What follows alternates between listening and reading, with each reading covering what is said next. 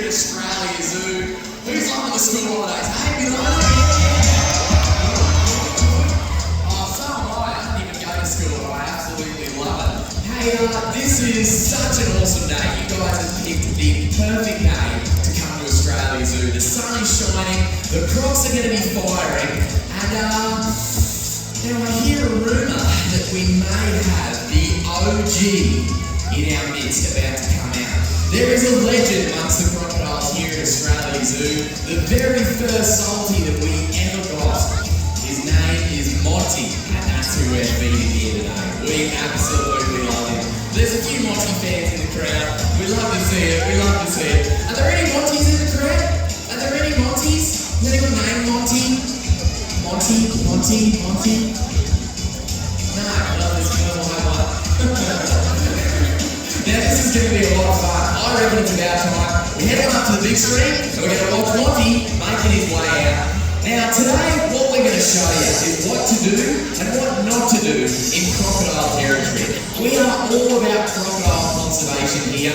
In fact, I just got back from about 6 weeks in North Queensland catching and studying crocodiles as part of a 20-year-long research project we've been doing. Now we started young here at Australia Zoo. That research program has been going on longer than I've been around. We're learning about how we can best conserve crocodiles. And one of the biggest ways to conserve crocs is through education. It's through being safe in croc territory. You have to imagine that you can see here as Monty makes his way out, he's that big, ominous, dark shape moving through crystal clear water. But out in the wild, you don't have water like this. It's not this beautiful clear water. It's deep, it's dark, and it's murky. Dad designed the Crocodile with this clear water so that you can see every little detail of the crocodile as he gets ready to put on a strike. Everything here, it's all natural behaviour. Thank you very much. Now what I'm replicating is a little arrow coming down to the water's edge to have a drink. Crocodiles rely solely on vibration when they're out in the wild getting ready to put a strike on. So as I stand my feet here next to the water's edge, he can delineate my footsteps from all the movement of you guys here in the crowd. And he starts to zero in on this movement.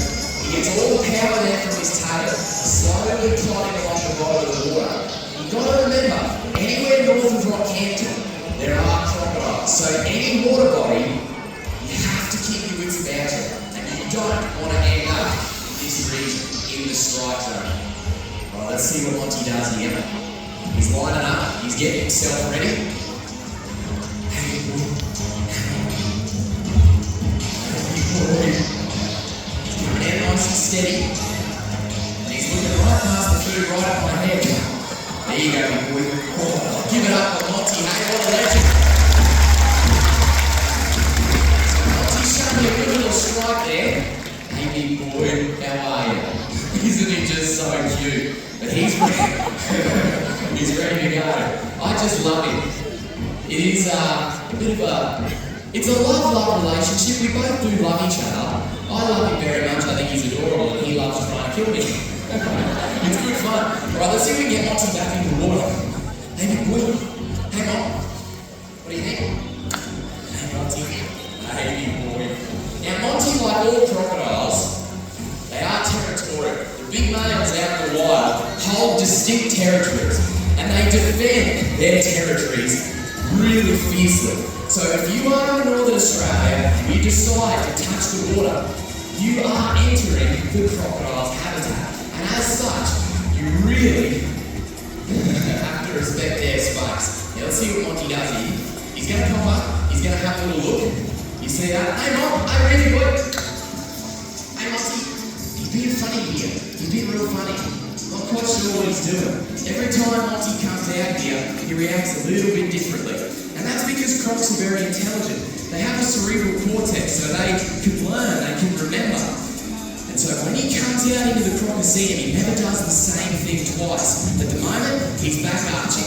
He's showing us all just how big he is and really saying, hey, this is my space. Alright, now what we're going to try and do here is put ourselves in a position where we've got a little bit less room to manoeuvre. Look at that, see how keen he is? He's real keen. Thanks, mate. Go this way. pulls up, he's going to have a look. Now watch what happens here. When he wants to be stealthy, he can reveal his eyes, nose and ears all above the surface of the water, but there's only about an inch coming up over the surface. So if he pulls up in the reeds amongst the mangroves, takes a breath, has a look, you never know he was there. Then he pulls back underneath the surface, and with one breath, he can hold his breath for over 8 hours. Isn't that remarkable? So he's watching. As he pops up, he's looking for movement. Hey boy, hang on. He zeroes in on that movement. We're going to see if we can get Monty keen for another strike here.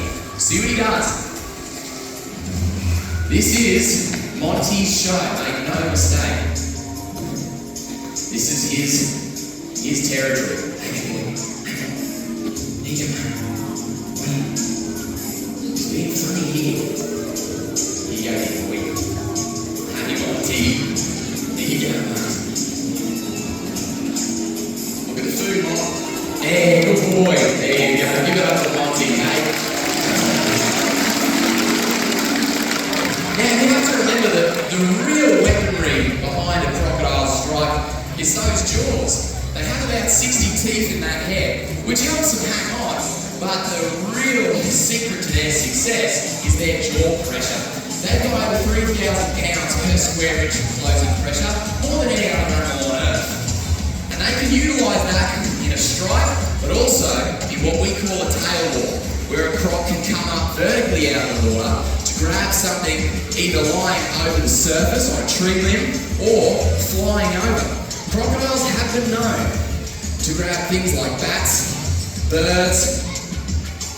Oh, good boy, Monty. Good on you, mate. Now we've got a special treat for him right here. This, the rat burger. Fresh from the Crikey Cafe. I'm joking. We call them chicken burgers. Look, Monty loves it. He's very keen for a little rat burger. Now this is like a little vitamin for him, right? This is really good for him, because you got to remember, out in the wild, it's okay, big boy. Out in the wild, crocs are grabbing whole animals. Up here, mate, up here. Good boy. Good on you. Oh, there's a tail wall. Give me a break. Good on you, Monty. Alright, now go get Dave. Careful, Dave. So you've got a choice. Do I go get that bloke? Do I go get the blonde kid? Which one? He's got it out for me today. It must be those Irwin genetics. He just doesn't. That's something about it. Here, let's see if I sneak around. Where is he? See, now what he's waiting for, he's waiting for me to come around here so he can put a good strike on. And eventually, I don't know when it's going to happen, but at some point the crocs are going to figure out that there's no gate on this side, so they can just walk right around and grab us. That'll be a fun show. Not for me, but it'll be for you guys, won't it? What's he doing there? Where's he looking? What do you reckon? Let's see. Yeah, I can sneak by him. Alright. Now, let's see if Monty gets keen for another strike. Now, there's a bit of a myth around crocodiles. People think that crocs will chase you down on land 100 miles an hour. And that's not really the case. Crocodiles aren't built for speed on land. They're built for speed in the water and at the water's edge. Once Monty has put on that strike, what do you think, big boy? Once he's come out of the water and he is out on land, he loses the element of surprise and he loses his speed.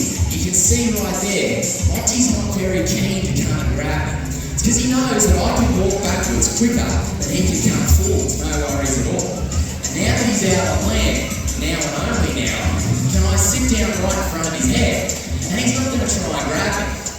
Because I'm on land, because I'm not near the edge of the water. I can even lay down in front of him, to be honest. Put my money where my mouth is. Just over this way a little bit. And if I really wanted to, I could have a gnat right in front of his head. I'm not gonna, but I wouldn't advocate doing that. But the principle, what I'm trying to show you, is where you're safe and where you're not. Clearly next to the water's edge and in the water, you're not safe, no way. But if you can get back at least 5 meters back from the water's edge, you're not going to have a problem with a strike we stress this is, first of all, for human safety, to keep us all safe when we're in croc territory. But it's also for crocodiles as well, because every time someone does this, they get a little bit too close, they decide to have a fish right next to the water's edge, maybe they decide to have a swim, you're putting yourself at risk. And when someone inevitably, unfortunately, gets a bite, crocs are branded as this evil, ugly monster running around, just eating everyone. And that's not how it works. That's not what's going on. This is an animal that's been around for millions of years, just doing what they do. They're an apex predator, incredibly important in our environment. And we can easily coexist with them. All we need to do is take a few steps back from the water's edge, stay out of that strike zone, and we stop this misunderstanding with crocs. We stop the human-crocodile conflict, and we stop these ridiculous calls for culling. We don't need to get rid of crocs. We don't need to remove them out of the ecosystem. All we need to do is be a little bit conscientious and cautious in croc territory. We protect ourselves and we protect the crocs. Now, as you can see, Monty's had a good time at it. He's done a couple of good little strikes. He's had a bit of fun, but you can clearly see that he's still keen. He's still ready for something big. He knows what's coming. It's something that we do here in the Crocodile to really let our crocodiles showcase that brilliant predatory instinct. We're going to let him grab what he thinks is a big prey item and try and simulate what a crocodile does when they catch something in the wild. Here we go. Now he pops up, he has a look. Here you go. Here you go, big boy. And he's going to get ready to put on a strike. You see those in on the vibrations? He gets ready, boom! That's a solid strike. See the difference? See that when he knows that he can grab something, or he puts on a good strike. What he's doing here, adjusting his grip, making sure he's got that food source, and then he takes it back into the water. And I'm going to simulate a struggling animal here and try and show you what a croc does out in the wild. So step one is love. Step one, and head shake, good head shake. Step one is to love the animal. Death roll and another one. That's a death roll. That is what a crocodile will do to subdue an animal. To get it off its feet in deep water, another one. And the amount of power in those rolls is astronomical. Very hard to describe unless you're on the other end of it. And it's pretty special. Not many people get to see the little white tummy of a crocodile. That's pretty awesome. Gets it in deep water, he's loving it once again. Let's see what he wants to do. He loves this. Wow. He's putting on the power of that. He's loving it. See if he wants to take that into that deep water. See what he's doing now? He thinks, okay, I killed it. Not quite. It's still got a little bit of fight left, Monty. It's like tug of war with your dog. If your dog was 300 kilos. Alright, pull him up there. Cut it. Boom, and he gets his lunch. Give it up for Monty. Really? Well done, Monty. Well done. And you guys probably can't hear it, but the crunch in those jaws as he hits that bone, it's amazing. Down in one gulp. Crocs can't chew. Amazing jaw pressure, but they can't chew. You've got to swallow it whole. And just like that, he's earned his lunch. Well done, mate. Good on you, Monty. Now at this point, we both have to get our breath back. My workout videos are available in the shops. I'm kidding. Don't need this in micro. Now, Monty here, this is really a great kind of territorial display, puffing himself up. He just loves this. When he gets to come out here, strike, hunt, death roll, he gets to rule his kingdom. He gets to rule the Crocodile. He knows that this place is his home, and he absolutely loves this so much. This is what it's all about for us. We want to keep our crocodiles striking, doing what they do out in the wild, and at the same time, teaching you guys about how easy it is to live alongside crocs and what we can all do to protect them. not only through crop safety, but by saying no You got it wrong. to buying wildlife products. We don't want to eat crocs. We don't want to wear crocs. We can love them and respect them for their modern day dinosaurs that they are. We should have a lot of pride as Aussies to have dinosaurs in our backyard. And what an honour it is to continue the legacy, the important crocodile legacy that my dad originally started. Couldn't do without you. Alright, enjoy the rest of your day.